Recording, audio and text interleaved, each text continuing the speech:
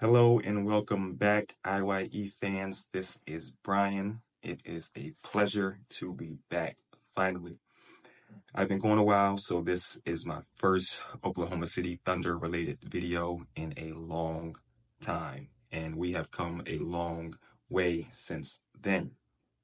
Um, we currently sit at 47-11, best record in the West. We are really running away with it. Last night we actually played. We were in Brooklyn, where the Nets gave us a pretty tough game. I was like honestly worried at one point that we wouldn't pull away, but thank God we did. And OKC didn't even get their first lead until I think like 7 or so minutes left in the fourth quarter, which is not a common thing when it comes to this team. Um, the Nets started off just hot from beyond the arc. They couldn't miss. It's like OKC wasn't really even playing a bad game. We ended up shooting above 50% at the end of the first half, but the Nets landed somewhere around like the mid 60s. So like they were balling. Um, the Nets got a great game from someone I never even heard of, a kid named Dayron Sharp, and Sharp he was. He gave us plenty of issues. He ended up with 25 points, 15 rebounds, 5 assists. Um, the guy only averages about 8 points a game, and I honestly think the Nets may have a solid player on their hands who's just limited by his lack of time on the court. But that's their problem. But the Thunder, as usual, led by our future MVP, Shai Alexander.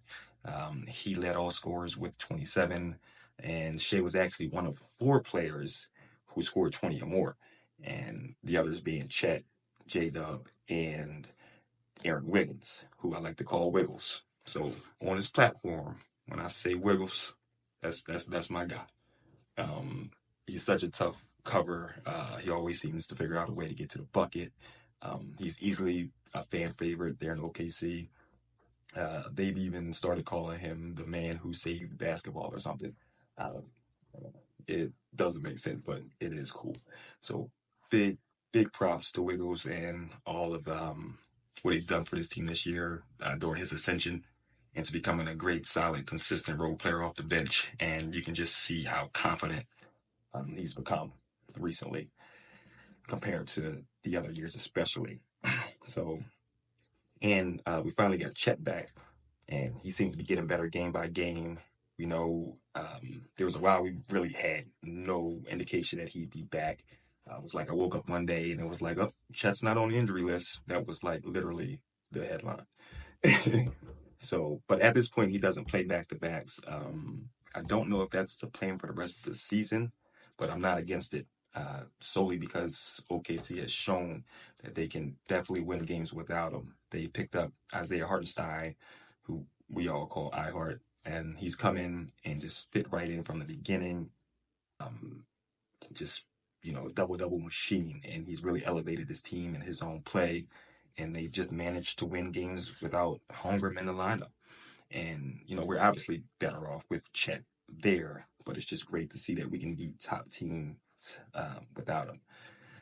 So last night's victory put us at 47-11 on the year, which is good enough for the second best record in the league. Cavaliers are still rolling.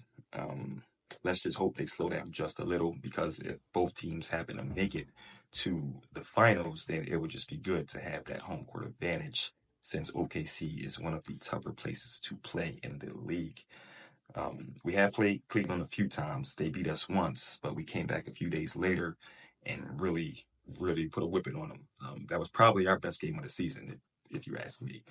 Shai went off. It was just great to see them step up without Chet and really take down, at the time, the best team in the league. So the Thunder are back on the road tomorrow in Atlanta. The Hawks, very up and down team. They hold a 27-32 record, but when they're good, they're good. They can have some solid players, and obviously Ice Trae Young. But I think OKC's defense will be just a little too much for them. We'll see if Chet suits up. But if not, I still expect to see the Thunder to roll, and I'll do best, my best to drop more Thunder content soon. My time is a bit limited. I'm a locksmith. I run a locksmith business, and that will always come first. Um, and sometimes instead of making these longer videos, I'll try to do a reel or two just to keep things current. So yeah, just stick around. There's a lot of basketball left, a lot left to talk about, and hopefully a lot to look forward to here in the playoffs, especially. So this is Brian at IYE. Much love. Peace.